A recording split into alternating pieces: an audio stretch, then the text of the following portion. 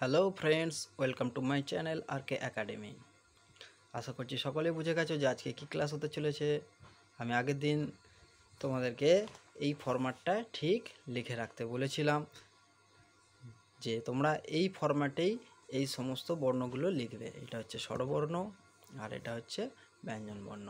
তো আমি এইভাবে কেন লিখতে বলেছি তার কারণ হলো আজকের ক্লাসটাই এটা, যে ব্যঞ্জন বর্ণের কী ভাগ এবং কতগুলো বর্ণ এর মধ্যে আছে, এর সমস্ত খুঁটিনাটি আজকে আমি তোমাদের বলবো।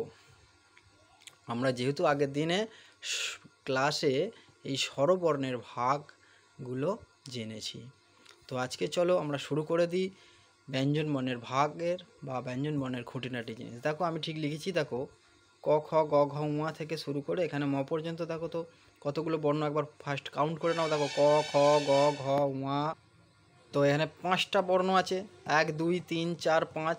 এবার এই নিচের দিকে দেখো 1 2 3 4 5, এই 5টাকে তুমি একটা লাইন টেনে দাও এইভাবে। এই 5টা, এই 5 × 5 কটা হলো? 25টা। 5 × 5 সমান 25টা।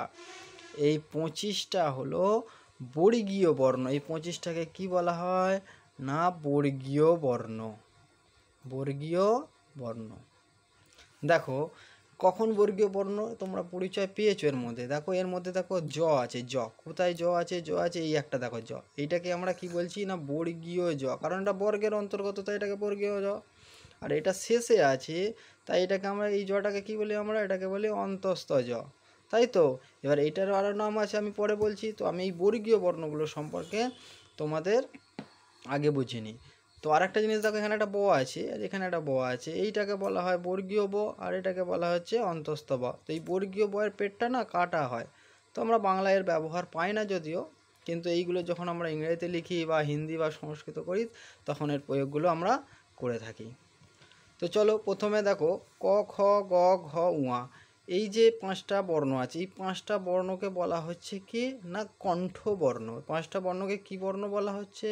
না এই 5টা বর্ণকে বলা হচ্ছে কণ্ঠবর্ণ। তারপরে দেখো চ ছ বর্গীয় জ হাততলা যা ইয়, এগুলোকে কি বর্ণ বলা হয়?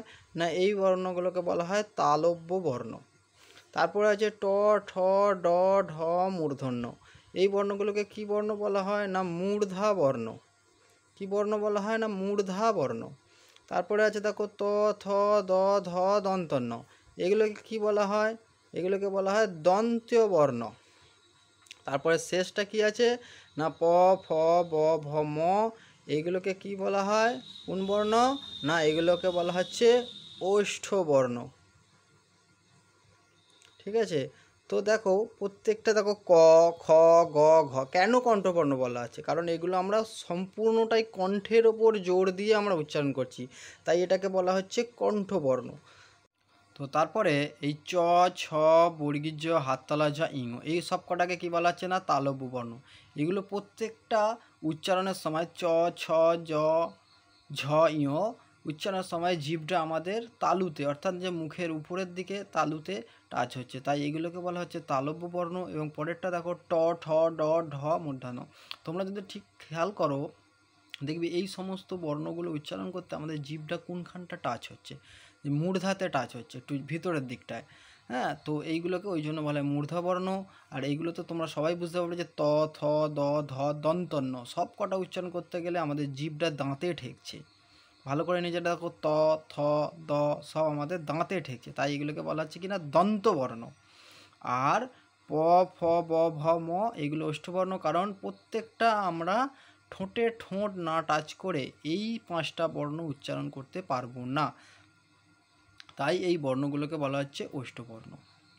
এবারে শেষে আসছে কি না এই 4টে বর্ণ, এই 4টে বর্ণকে বলা হয় অন্তঃস্থ বর্ণ। অন্তঃস্থ বর্ণ।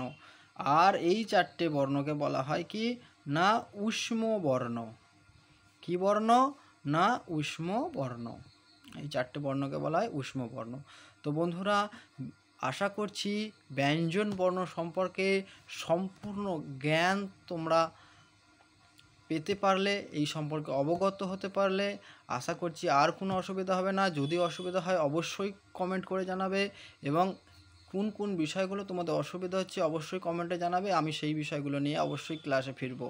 ঠিক আছে, তো অবশ্যই আরেকবার বলে দিই যে যারা নতুন অবশ্যই চ্যানেলটাকে সাবস্ক্রাইব করে রাখবেন।